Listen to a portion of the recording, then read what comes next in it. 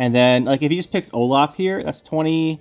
It's like 20-ish points, and then Regis is an 18, he still has a card left? No, there's no way. Magic Compass. Like, if he just picks a high-value card, like a big number card, we lose.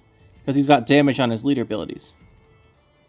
Unless he can't play his card. If it's War of... Oh, wait. If his last card is War of Clans, he'll pick Combi. He'll discard it with Combi, I think. And then, if he combis, we win. That's the only win condition we have, is if he plays Combi. Any other situation, we lose this game. But if he plays Combi, he can't use any leader charges. And we still have Regis, because he's on the left. Combi's our win condition. That's it. Let's go. And if he plays Kami and loses, I don't care, because this guy's been timing out all of his turns, and I'm annoyed. Okay, there it is. Play it. We're going to thank him for this win, because that's, okay. That was our only way to win this game. Thank you. Thank you, sir. Now, learn how to end your turn before the timer runs out, please. GG.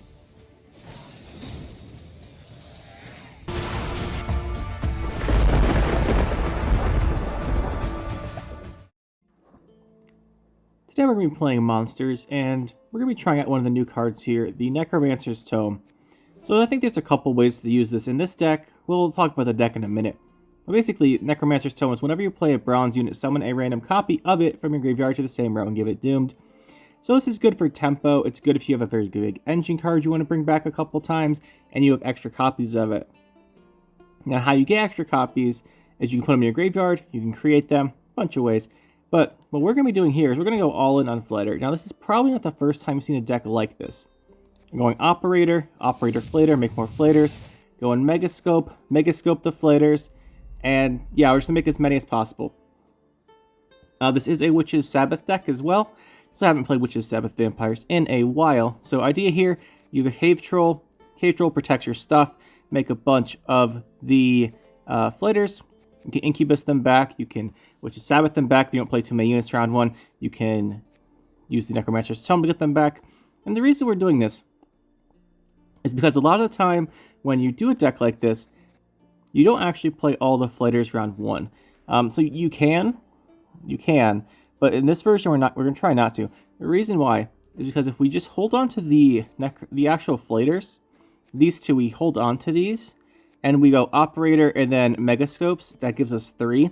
We can then later on play Necromancer's Tome, play the Flatter from our hand, summon a Flatter from our graveyard, play the other Flatter from hand, summon another Flatter from our graveyard, and get all the Flatters back. Let's have 4 Flatters like that. Obviously we can't do that and Incubus. We could, because they get doomed, right, when you bring them back. So you can go with the Incubus, and then go with the Operator. Actually, Incubus does not give it doomed on here. I'm not sure that's a text error. I guess it doesn't actually give it doomed, so that's pretty cool to know.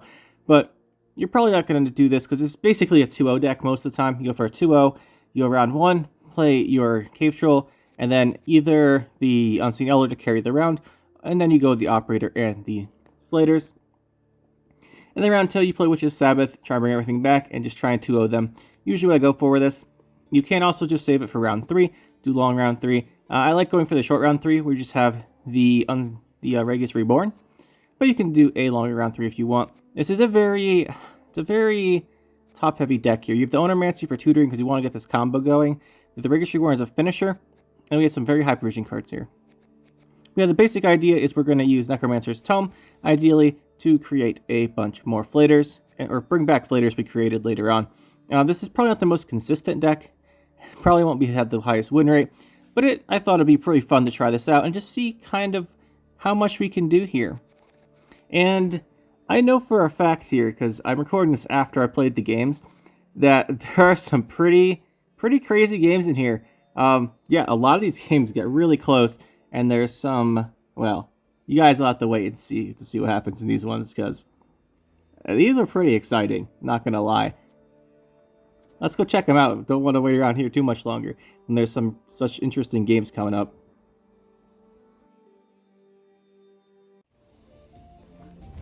Looks like we're going to be facing Carapace. This could be bad. The reason why is if he veils a defender, And we don't have Feast of Blood. Okay, we have Feast of Blood. The key thing here is we have to save Feast of Bloods. As he's going to put it on the Defender, potentially. Or if he doesn't do that, we'll probably put on Defender.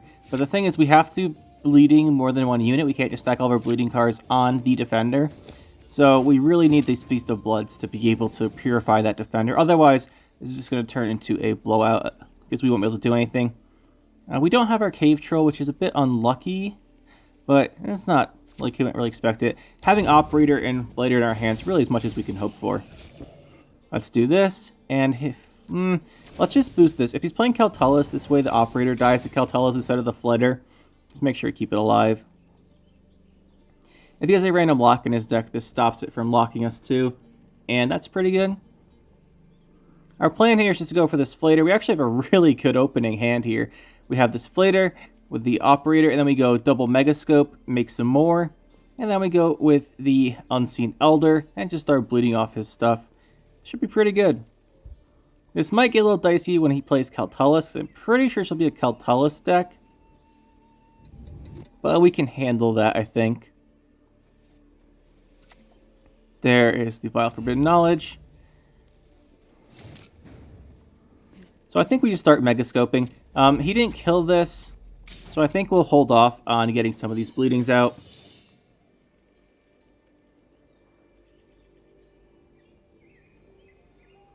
Kind of curious to see when he goes for the Caltullus here.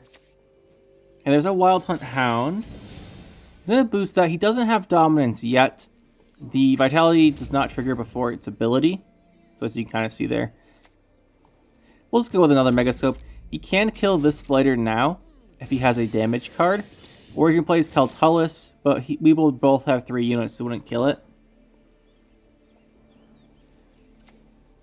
There's another Wild Hunt Hound. Not too unsurprising there. He's starting to get some points boosting it. We'll go with the Unseen Elder. We'll remove this, and this will give us +4 on both of our Flitters.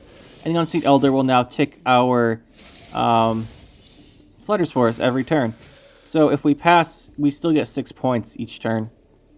Plus he takes the bleeding damage. So that will be quite strong unless he deals with it. And again, he can't Caltullus us right now. But basically our plan here, win round 1. That way we have that. That way we're in control of the rounds. Round 2, okay, there's a triangle within a triangle. That's a bit strange. This is a Golden Necker deck? Why would it be Heat Wave? Let's play this. That was a tall removal, and I'm pretty sure it just wins us the round here. So we're going to pass, even if he plays another card, because we just got so many points. Oh, maybe not passing, we'll play one more, because we don't have the Unseen Elder anymore. But we'll consider passing, depending on the tempo of this play. I mean, he doesn't have Dominance on his guys, and Oriana's going to get 3 points next turn. I think we do pass here if he doesn't play a high tempo card. It's kind of risky because he has. Well, he can Caltullus us for 5. It's 14. If he plays Caltullus, we keep going, right? We play Feast of Blood, but because he hasn't played Defender, so we won't need the second one, I don't think.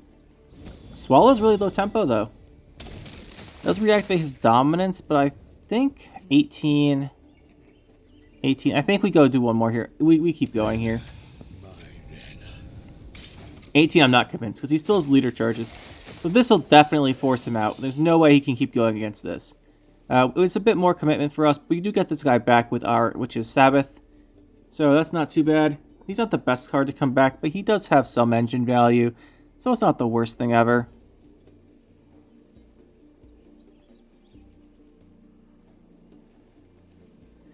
Alright, what does he decide? Why is he still playing? Fisher King? No, I'm passing here. There's no... Okay. 18, I believe. 25, well, I get extra 6 a turn. I don't. And there goes the Ring of Favor. So, I'm thinking more and more it might be a Golden Necker deck here. He has to pass. There's no way he can keep going. Yeah, exactly. So we got to win on even out of that. I'm not sure he was thinking with that last play there. He could have thought he had a turn to play the Ring of Favor. That's probably what it was. Probably thought our turn for Ring of Favor, and he didn't. I think we need to straight Witch's Sabbath and go for the 2-0. We do have the Necromancer's Tome, which is really what we want here. If we get a second Necra, or a second Flitter, we can Odomancy it out. We're playing this melee because there's a chance we get Oriana and a chance we get... Well, there's a chance we get Oriana and then we want the ranged defender to protect that. Here's his own Cave Troll. Okay. There's that Veil. So yeah, we definitely want the bleeding here. The other nice thing about Witch's Sabbath against this Carapace deck is it gives him a bunch of units. And a bunch of units is not something he really wants. And we could put him in the row without the defender, so we have a bunch of targets to put bleeding on.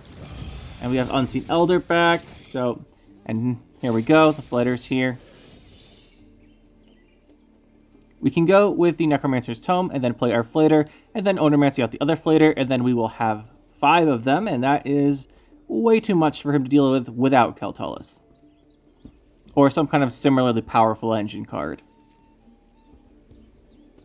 If he does do that, we can go with the Odomancy into a special instead of the second Flitter. But if he doesn't have the Keltalis yet...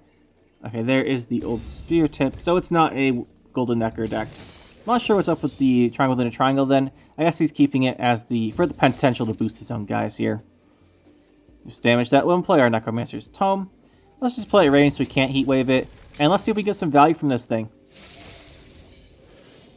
Really excited here. It's going to give us 2 extra Flighters. And that is probably worth it. I don't see why it wouldn't be worth it.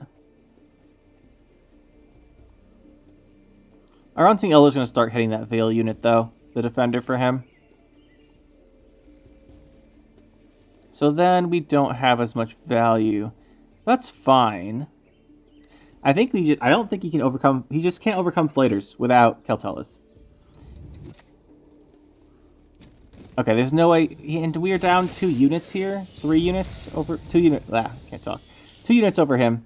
So I'm pretty sure he can't do anything here. Let's go with the Flitter, get a 3rd one. Throw some bleeding out, get a bunch of points. Fire a bit of damage here for engine value. I'm not really sure what he's going to do here.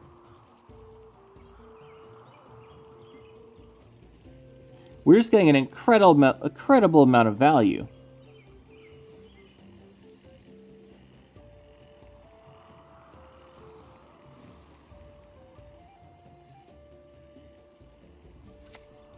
He's an Odomancy for something. To She Who Knows for carryover. That could be scary. But honestly, I think we just have enough boosts here. The only... do we go for the second? We have a second Flighter in here, yeah. So we're going to Odomancy out the Flighter. We don't really have any good cards left in our deck. This is basically a 2-0 deck. And then we'll do a Leader Charge. It gives us an extra 4 points from the Leader Charge if we use it instead of the Unseen Elder, so I think we will. But yeah, look at this value. Isn't that crazy? There's so many points. I think, I don't think he can win. Like, the only chance he has, I think that, well, he doesn't have a Yurden, right? No, he doesn't have a Yurden. Yurden doesn't make sense here. So yeah, I'm pretty sure we win. I don't see why he would have... Like, a Keltalis here wouldn't be too bad for him. He's going to lose the 1 guy, and he'll have, what, 7 units? And we have 3, 6... I guess we have 8. Keltalis would hit Detlef or Unseen Elder. Yeah, I'm pretty sure we win, because there's no way he has a Uridan here, so... We'll go with this Feast of Blood, we'll remove this, Purify it. The damage is blocked, but next turn we can go with our last Leader Charge for 3 more points. And look at the value we have here. Just so much.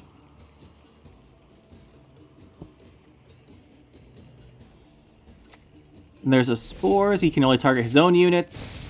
That's good for us. It wasn't that much value for him. And we'll throw this 1 damage out. We'll throw this Leader Charge out. And we'll go with the Regis here. And look at that. 100 points. Plus our Regis here. We're going to go for the 2-0 naturally. And we'll just drain the She Who Knows. I'll drain this guy, actually. And we're up by 62 points, and this is going to be a GG here. It's going to be a GG. What? No, don't do it. Don't emote me. Don't make me nervous. You don't have a Yrden. Are you kidding me? Damn it. Oh, but we still win. Oh my goodness. That was too much stress for this. Why did he have a Yrden? I don't know. I don't know why he said Yrden. Oh, here we go. This is going to be real fun.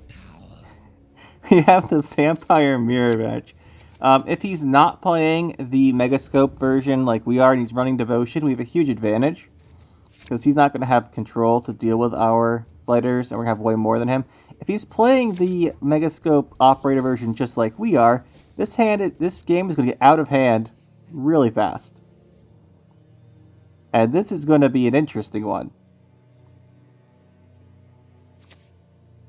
Okay, opens Drowner. It's a pretty weak opener. The question here is, do we even give him a flighter from Operator? I think we do. I think we just go for it. I don't think we do anything else. Yeah, I think we just go for it. We have double Megascope, so we can get a lot of flighters. We do have Necromancer's Tome as well later on. That could help us out if we can hold on to some flighters, but if he's running the same thing as us... Oh, there's a neutral card. There's the Operator. We're going to Clown World here. Yeah, give me one. I'm going to give you one. And we can just see who has more points.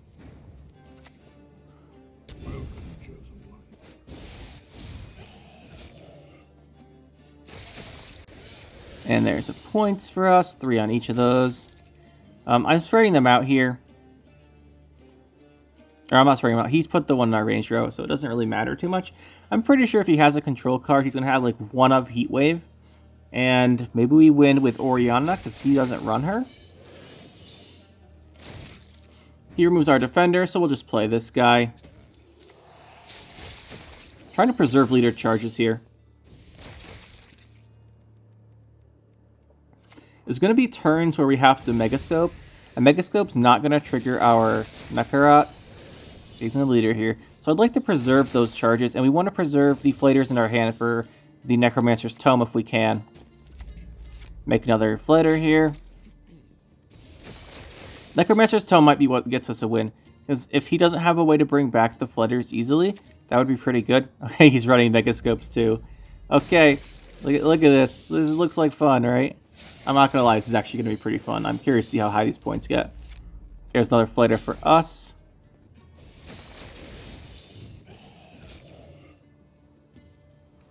And what's he going to do? Lady of the Lake. Okay. Oh, he's playing Erendite. We lose a flighter. That's a big deal here. What does he have? He has 3 flighters. No, he has 4 flighters and we have 3. We're going to need Unseen Elder then. We have to kind of keep up with the engine somehow. Like, we only have 2 right now. We're spawning in a 3rd one. And you'll notice there at the end of turn, after turns effect of the Megascope triggers after the Unseen Elders effect. So we couldn't have put him over to the left or whatever. It didn't matter which side of the Megascope we put him on. And here we go. There's the +6 on all of our guys and 6 bleeding on him. And he's probably going to do the same thing to us. And this is getting a little, well, it's already gotten a little crazy. Yep, there's his Feast of Blood, +24. Love to see it. I really want to hold on to this flighter. So we want to use it with the Necromancer's Tome, but I'm not sure we can actually afford to do that. We can go Feast of Blood here. Not sure how I feel about that. Might be okay. If he has another Feast of... Did I call it Feast of Blood earlier? It's Undying Thirst. It's the 6th bleeding one. I think I called it the wrong name. But if he has another one of those, I think we just leave. And we're down our Unseen Elder, which would be a bit unfortunate. Not gonna lie. Because if he does have it... That's... okay, he's gonna pass here. Perfect. I mean, not perfect. We do have to lose our flighter, so Necromancer's Tome gets weaker. But... I'll take winning the round over that. For sure. If he's playing Erendite, the Erendite's going to be pretty big. So I want to make him use it round 2. Then our Unseen Elder triggers, and we get up here and we win by like 5 or something. By 2. But we knew we were going to win there.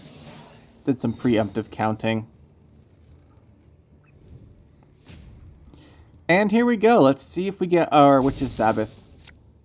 I really want Witch's Sabbath to push for a 2-round attempt here. Get rid of the Erendite, but it looks like we don't have a hand for that. No, we're just going round 3. I'm just going to go round 3 until you get some more points. No choice in it. No choice. Oh, there's just a Bruxa. Okay.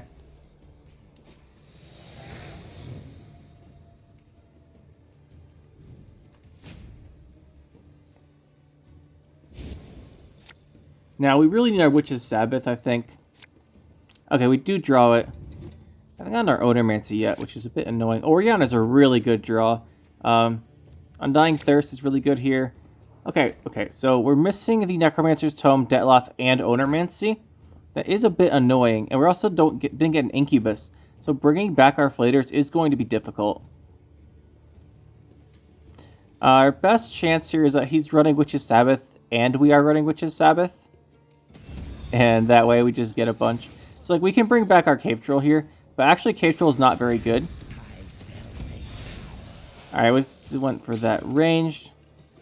The reason we went ranged is I need his units not to be behind the defender, even if we do miss out on the Necrat. But it's pretty unlucky we got the Necrat. Okay, he gives us 2 Flaters back. He gets 3 Flaters back. And here we go. 1 turn in, he's got 4 Flaters. And an Unseen Elder. This is going to be one heck of a round. That is for sure. We just have to go Flater here. We cannot lose any points here. Maximize value at all times. The trade-off here between Oriana is her self-boosting, and each turn she gets... Well, for each extra vampire we have out, she gives us an extra bleeding, which gives us an extra point on our Flaters. But I'm pretty sure we just want her now. Maybe we neck her out first, but we want her soon. We do have to maximize her points every turn, though. I think it's Oriana. I think her value from the self-boosting will be worth it. Like, worth more in the end.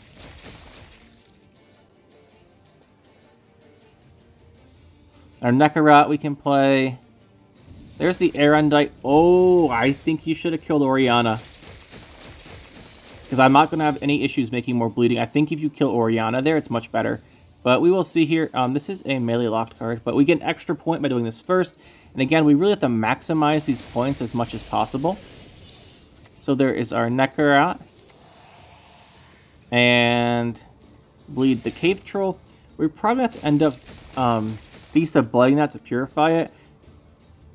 But it'll get 1 turn of bleeding duration. There's the Undying Thirst for 24 points on him.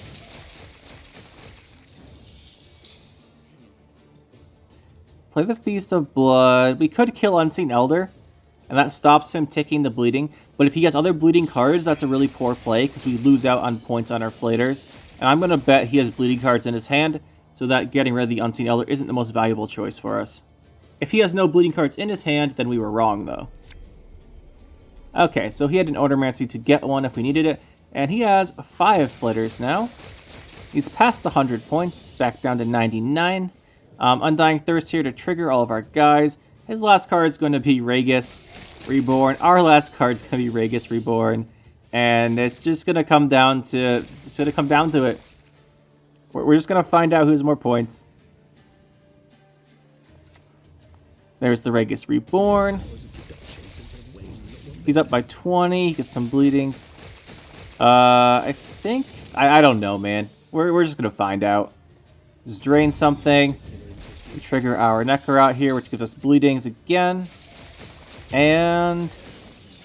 we win by 5. GG. What a game. Our next opponent here will be Double Cross. Alright, we're going to get into some more typical games, I think, here. That last mirror match was something else, that's for sure. Don't get games like that very often.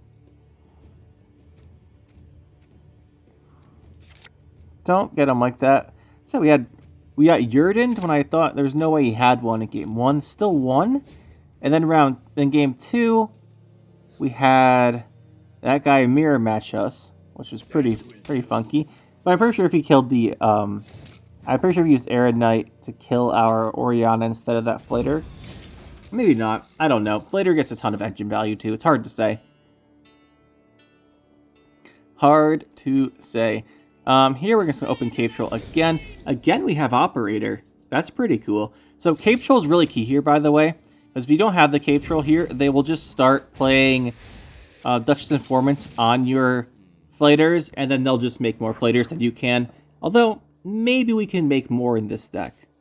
Hard to say. There's a Jean Calvi. I think we just push for the 2-0 again here.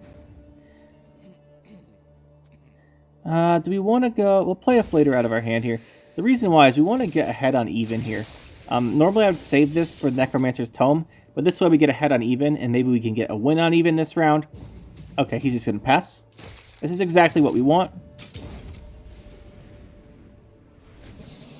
Our Witch's Sabbath gets us Defender and double Flater back. That is really strong, honestly. We might just go for that. I don't know what else we would do. That just seems really good. Probably don't want you. Another Megascope will take. Feast of Blood. Incubus we have here. Oh, we didn't want to draw Necromancer's Tome. I was going to say we have Incubus here because he might kill one of our guys that's not from this not doomed. And we can bring it back. But I really didn't want Necromancer's Tome. It's probably a dead card here. And we'll be a little bit... Well, it's not really risky. The only way he kills these the only ways he gets to a Flater is he has to Invocation this or Heatwave our defender first, and then he has to get to the Flaters. So we have a turn here. It's not like he can create damage cards out of our hand with the double cross. He hasn't played the Rude Mage yet either. But his Jean Calvi did go through, so he'll have a lot of good cards this round. And there's the Invocation.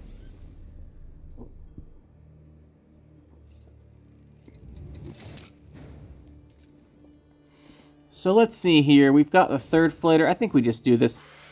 Necromancer's Tome's just dead, but that's okay. Or we'll just not use it this game. That's fine. It does move a dead card at the end of the round, though, so we have to watch out for that.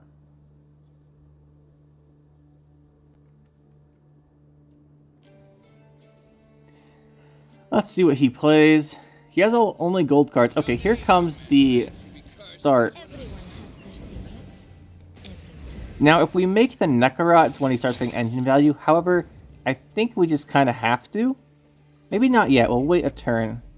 But we'll just throw Bleedings out here. We're just going to push here. He does have a lot of engine value of his own. I'm not sure it's as much as we're about to have, but we will see. He has to answer some of these Flatters. He's going to lock one. That's a good start for him. And he is running that card, so he might have more locks.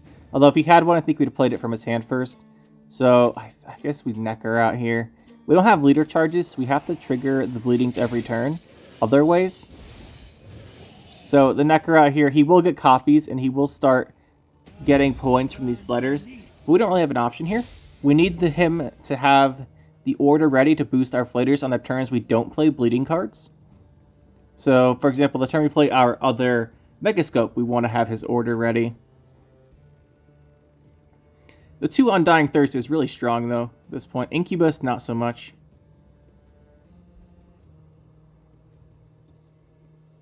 Kind of wondering what he'll make at this point. Okay, he's going to get rid of a Necrot. Or, not Necrot. He's going to get rid of our Flater. That's annoying, but we do have another one for round 3. That's not the worst thing ever. Unfortunately, I think we'll just have to go for this. I don't want to really use these Undying Thirst without 3 Flatters. So if he kills this, that's okay, I guess. He's going to coup it. And he has the 1 Flatter, so now he has the engine value of his own going. And I honestly don't think we can win this round. But we did round one on even, so we have a lot of bleeding potential here. And Oriana will be really good. Let's do her right now. +4. That's okay. That's okay. It's not bad. It's pretty good, honestly. The 2 Undying Thirst for a lot of points here. Oriana's going to start boosting. She's not super big right now. This is going to be the Illusionist. Okay. Good thing we didn't have a Flighter in there, but Necrots will get lots of value against us eventually. He is ahead. Alright, we're going to Undying Thirst here. It's going to be a lot of points. +18. It makes Oriana bigger every turn. The thing we have to watch out for is, well, he's played Invocation. Sometimes, a lot of times they run Invocation Heatwave, or Invocation and Vigo's Muzzle, some combination of the big removal cards like that. And if he is, that would be annoying. He doesn't have anything for Incubus at all, actually. I don't think. Well, we have the Undying Thirst. I'm just thinking he can Artuad Oriana, and that would be pretty devastating, honestly. Okay, he's creating our hand. These cards are so bad for him, honestly. If he's leadering right now, that's pretty unfortunate. Yeah, he is. That could have been better. Could have been a better leader. Glad it wasn't. It's extra good because he already used the Necrot's Order, and he misses out on 4 points on the Flitter. Oh, he uses the Resilience Order, too. Undying Thirst will come out here. That's 18 more points. Oriana's still boosting. And the thing is, though, Incubus isn't great here. Neither is the Tome. So, I think... I mean, the Tome is a 0-point card. And we really are a 2-0 deck. But we do have Ragus Reborn still. And there's the Artuad. I think if this is Oriana... Yeah, I think we have to end the round here. But we did bleed him pretty heavily. Oh, yeah, look at that. Because we can't give out any more bleeding. Wow, my voice... wow, nice job. Anyway, we can't give out more bleeding here, which means we can't play anything that would keep up in points. And we're not going to risk it. Like, if he passed there, we actually lose the round. And we can't afford that. But we bled out most of his good cards. We just want our Ragus Reborn. I think we'll be okay. Oh, we drew Unseen Elder and Detlef. Now that's what I'm talking about. Put you back. Put you back. Necromancer's Tome I kept here because we actually got this Flighter that he gave us from the Coded Weapons, so we can bring back a second Flighter with it. Bringing back a Flighter, even if it's just one with it, I think's worth it. I mean, like, I think it's worth it. It gives us 2 of them in 1 turn. That's incredibly powerful. Necromancer's Tome. And we'll kind of go here. I don't think he has a Heat Wave. He would have played it last round. So I think we're going to be okay. Oh, it's a Shoop deck, and we're going to lose the Tome. No, this is the Necromancer's Tome deck, man. Let me use it. Honestly, that's pretty annoying. Detlef only lasts 2 turns. It'd be kind of hard to sequence these cards. I think we go with Unseen Elder first. If he's running a Shoop deck, there's a very high chance he has a Tourney Joust or something left to kill off our Flighter. So I want him to be a 6. He probably has a Tourney Joust or Assassination. So we'll not play him until we can get him down as a 6. And Unseen Elder's 50-50 on it. Okay, we hit it. Good. There's the coup. He gets an Unseen Elder. This is not looking perfect. The Ragus is really big, and he's played most of his provisions. Doesn't matter where we put this guy. Okay, that was pretty good. I guess he's played most of his big cards. I don't think he has anything to match Ragus. Actually, if he makes his own Ragus... No, ours is going to be bigger for sure. He goes Cave Troll. Drain ignores armor, so... We've got this.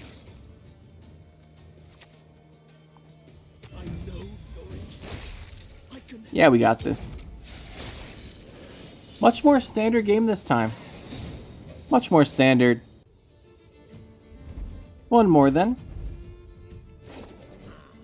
Been making a lot of videos lately, so this one might be a game shorter than usual. Usually I try to put like 5 games in. I think this one will be 4.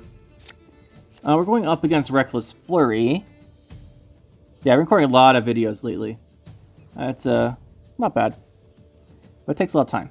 So we'll make this one a little bit shorter. Incubus here, not round 1. Garkin, not round 1. Okay, here we go. This is more like it. So this is kind of a more normal-ish scenario here. We don't have the Operator and Flater round 1. We got the Onomancy for it. But that's why Onomancy's in here. Question I really have is what version of this deck is he running? Because there's a Magic Compass deck with this. And what you do is you basically go for a... Well, there's a couple options. The most common one I've seen is you go for the Magic Compass to make a Lippy. Then you Lippy your deck. Which is pretty cool. I might try that out myself.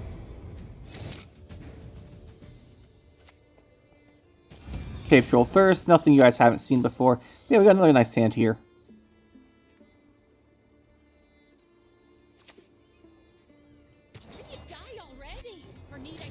Obviously, you don't get these super good. Okay, it's a good play by him. Means we can't bleeding it, but I think we just go into our Operator here. Get a bit of setup. Just have that Veil, which is a bit annoying. If it's Lippy with the... If it's Lippy, which I'm guessing it is, that's the most common thing I've seen. If it's Lippy, we have a slight problem that he gets rid of our Flater from his graveyard. So we probably want to Incubus round 2 early. If that's what he's doing. Oh. Okay then. He just wants the tempo for the Highland Warlords. Okay, we really have to 2-0 him here then. Have to win this round, have to get 2-0.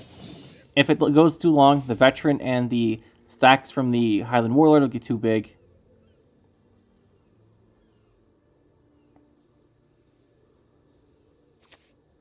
Oh, he's actually just full going into this.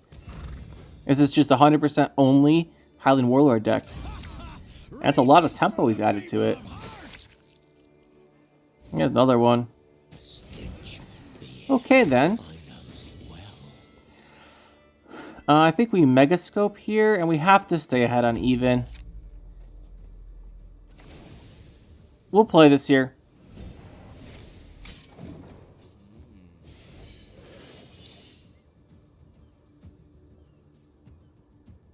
No point in holding on to the Crystal Skull any longer. Kind of know what's up. He's going to try and revive these. Might even Lippy them to play them again. That'd be interesting. We have to watch out with the raids, because if the game goes... We have to 2-0 him, because otherwise the raids just kill all of our fighters, and we don't have a deck. That's the reason why. Oh, he's actually running teleportation, too. He's so all in on this. Kind of like how we're so all in on these fighters. So we need the fighters to work.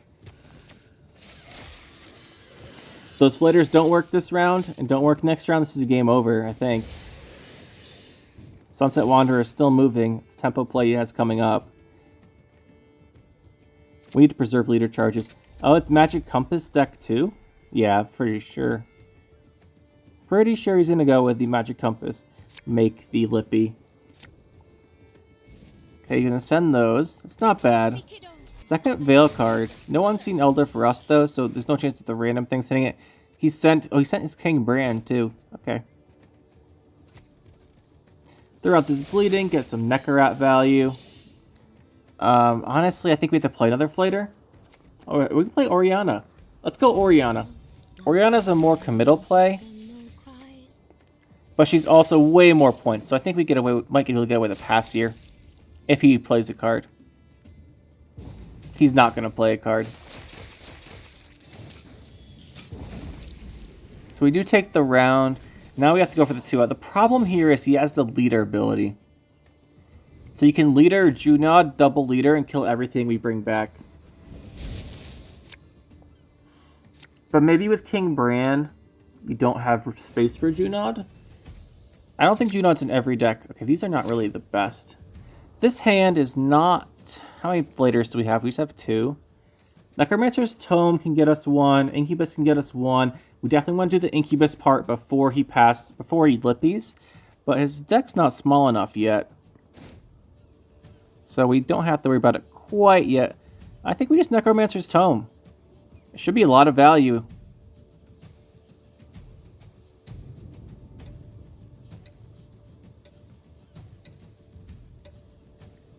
Come on, man.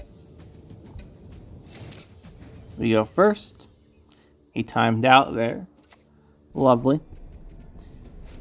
Witch's Sabbath here. Go right into it. If he has War of Clans, he can't play them anymore, which is really good for us. Got that one flater going. By the way, guys, if you made it this long in the video, for sure, just probably want to subscribe, like it, check out more stuff on the channel. If you're liking it this much, you might as well check out some more videos. You really appreciate it, and I really like when you guys do stuff like that. Leave comments too. Let me know other decks you want to see. I run out of ideas eventually. Now, here if he has Junod, it's coming down now, and I think we're in trouble. If he doesn't have Junod, I think we're good.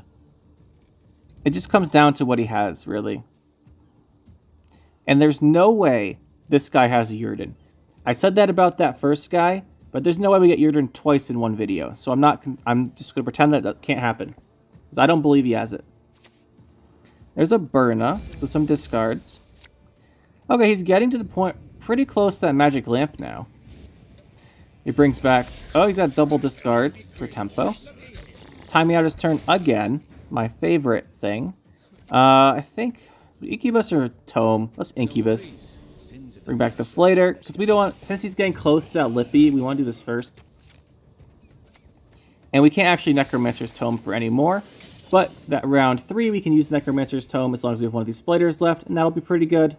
I think maybe we try and save for that. Not sure. We'll have to see what he does here.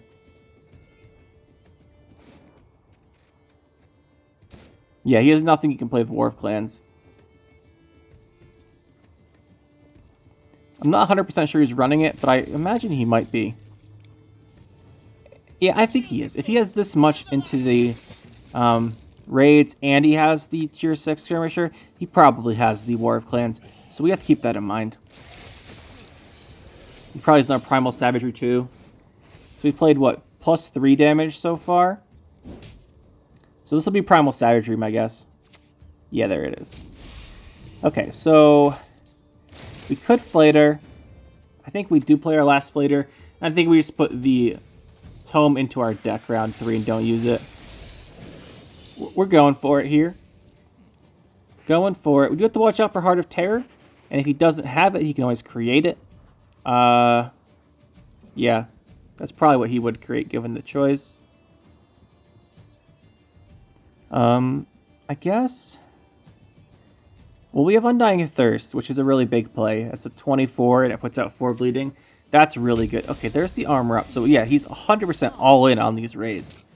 And there's the Sunset Wanderers, putting him ahead again, but not often you get so much tempo from an Undying Thirst, and we're about to see it. There's that 24. Love to see it. It's called value. Unfortunately here, I think we have to pass. As Tome plays for 0. He hasn't played Magic Compass yet, I don't think, though. I might not be remember. No, I think he did. No, he did play it. So he has the echoed version left. He could create a Heart of Terror here and win on even, which means we're going to pass here. We can't risk that happening. If he does it this turn, he wins ahead with an extra card. That's fine. I didn't mean win on even. I meant he wins up a card. Because he'd have to, well, you know what I meant. It's getting a little late here, guys. This is definitely the last game.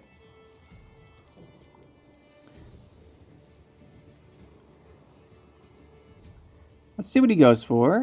Hopefully it's something soon, Mr. Turn Timer. Let's go.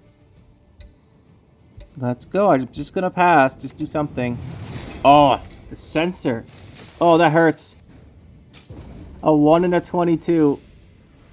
He didn't have a Yurden, but that may have been worse. Ow.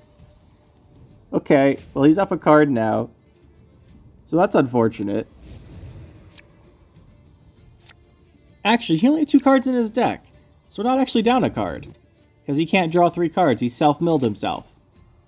That's good. But still, I don't think we have much of a chance here. Our hand's just not good. And he has War of Clans, probably second War of Clans. He has at least 1 War of Clans. And then he's going to have Magic Compass, and Magic Compass gets him anything, and that's a problem. He's got 9 damage on the leaders. Our only shot really here is that if he only has raids, and when we play special cards, he has nothing to target, and he has to discard them. That's like our win conditions. He has to discard cards here. Feast of Blood's gonna be worth like 4 points. Then our Feast of Blood's gonna be worth 3, and the Undying Thirst is gonna be worth 4. It's not boosted in my confidence here. I'm pretty sure we're gonna lose this. Although there's a Tier 6 Skirmisher. But again, this isn't ideal. There's a 0% chance she lives. I'm like, she's probably getting War of Clans here. Like, that's what this is gonna be. He has at least 1 in this deck if he plays some Highland Warlords. Yet there it is. That's 8 points back. He's up so much. We Feast of Blood here and hope he discards a card. That's our best chance. The problem is Magic Compass just gets him enough points that he wins. Because we get double leader charged on our Detlef when we play him. And then, like, if he just picks Olaf here, that's 20... It's like 20-ish points, and then Regis is an 18, he still has a card left? No, there's no way. Magic Compass. Like, if he just picks a high-value card, like a big number card, we lose. Because he's got damage on his leader abilities. Unless he can't play his card. If it's War of... Oh, wait. If his last card's War of Clans, he'll pick Combi. He'll discard it with Combi, I think. And then, if he combis, we win. That's the only win condition we have, is if he plays Combi. Any other situation, we lose this game. But if he plays Combi, he can't use any leader charges. And we still have Regis, because he's on the left. Combi's our win condition. That's it. Let's go. And if he plays Kami and loses, I don't care, because this guy's been timing out all of his turns, and I'm annoyed. Okay, there it is. Play it. We're gonna thank him for this win, because that's, okay. That was our only way to win this game. Thank you. Thank you, sir. Now, learn how to end your turn before the timer runs out, please. GG. So that's the deck, guys. I think it's pretty interesting. Quite a bit of fun doing all this stuff. And there is one thing to talk about here. That's mostly the Necromancer's Tome, is how it fit into this deck. Because this deck's not particularly new. Just the Necromancer's Tome gives you an extra way to bring back the Flitters in later rounds, other than just the Incubuses. I don't know, I think we only played 1 Incubus today, but ideally you wouldn't need the Necromancer's Tome, right? Ideally, you go round 1 Operator, double Megascope, you play the Flighters, and then you use the Flighters in round 2, or the Incubuses in round 2, bring back 2 of the Flighters. With Necromancer's Tome, you can bring back more, because you use the Megascopes, you'll have 3 in your graveyard. With 2 Megascopes and the Operator will give you 3, and Necromancer's Tome brings back 2 when you play the Flighters. And then round 3, if you need them, you can Incubus again, although usually you don't want to try and go for that round 3. So, it's kind of... It's interesting. I think the deck might be better without the Necromancer's Tome. Use those provisions for something else. But it was new and I wanted to try it out, and it seemed okay. I think you could put this to use in other decks as well. Decks that rely more heavily on bronzes with good value. But it certainly didn't seem awful here. It was pretty good. As far as the rest of the deck, it's pretty standard. You're going to just spam out the Flighters and then use Bleedings for as much value as possible. If you want to go with the 4-vision stuff here, you don't need the Garkins, really. They're just a 4-vision filler card I chose. So if you want more damage, you could run the selections. You could also go with the... what's it called? The, the Lesser Witches. Because it puts a copy of itself in the graveyard. Maybe you could use, and you can use that with Necromancer's Tome. I think this is a card they had in mind when they made it, and you could put this in as a 4 as well. And if you're doing that, though, you probably want the Mushy Truffle. So then you'd probably cut a card up here. Not sure you want to do that. You could take a Oriana pretty easily and drop a 5 to a 4. That wouldn't be too bad.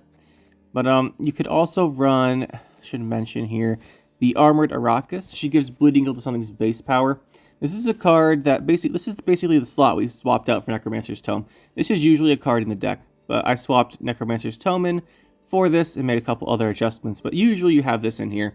And as far as the comparison between this and Necromancer's Tome, I don't know, Necromancer's Tome gives you more flaters, it gives you more consistently the more flaters, so you don't always draw the Incubuses. And then the Necromancer's Tome is an option, you can either go with it or the Incubuses. You could get the Toad Prince in here as well, should mention. Use the Provision card, that's quite good. But the Armored Rocket synergizes really well with the deck, so usually you run that. Wanted to mention that one there. And the other card here is, if you want to run Devotion, you would have to play... Well, Devotion Vampires, you can't have Operator, you can't have Megascope. So the deck looks pretty different, and you can't have Undying Thirst either. So the deck's a little bit different. I don't know which one I like better. They're both pretty good.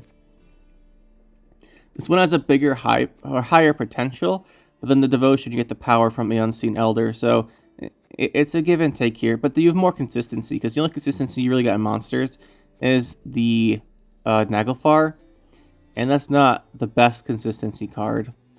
So I think I like... I don't know, I just... Personally, I like the Devotion Vampires a little better, but that's not saying it's a better deck. It's just saying my personal preferences. I like it a little better. This deck, I think it's pretty okay. You're going to struggle against lots of damage and control decks, but you're playing an all-in engine deck, so it's probably expected. And there's not too much you can make happen outside of just getting points with the deck. So it's not the most complex thing to play, but it's pretty fun. We got a lot of points out of it, and that was interesting. If you look at, by the way, Crimson Curse here, we didn't run. You could also play Crimson Curse if you don't want a Witch's Sabbath version. You put this in the Witch's Sabbath slot, but with Onomancy in here, I think the Witch's Sabbath version is probably the way to go for the extra consistency. It's just when I'm running Devotion, I'm less likely to play Witch's Sabbath because you have the consistency to get it. We do the Onomancy, so that shouldn't be too bad to get. But yeah, this is the deck. It was quite well, it worked out well today. We had some very interesting games for sure. That'll be it for this one, guys. Hope you enjoyed. We'll see you next time. Make sure to hit that like button and subscribe to the channel for more. And you can check out some more videos over here. And thanks for watching.